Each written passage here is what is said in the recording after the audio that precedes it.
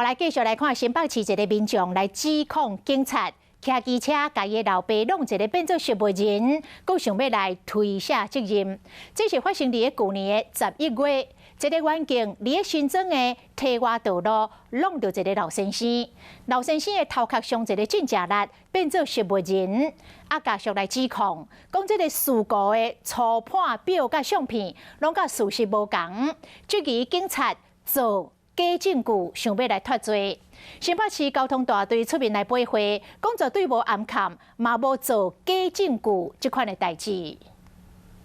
人倒伫病床顶，亲人只能坐伫边仔，无眠无日对顾。这少年人先想嘛袂想到，讲因老爸会互乌多摆弄成失物人，更加控诉讲，这个骑乌多摆的警察代志发生后，拢无伫关心，嘛无想要赔钱。他在调解之前就说他没办法赔偿任何的费用嘛，然后调解当日说赔10万嘛。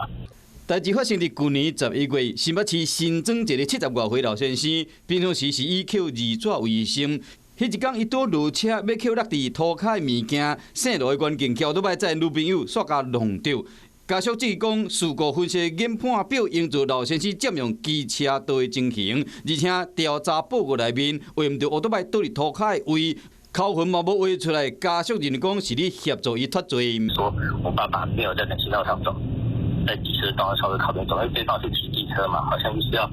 彰显他自己的专属路权呐。你这样画出倒地包含跟车边到底滑行多少距离，来判断有没有超速嘛？就他完全没有画，所以让我觉得说你是不是要故意掩盖他超速的一个事实？因为警方定情讲无超速情形，迄段路段嘛确实是机车专用道，强调讲绝对无袒护当人。那本案并没有任何的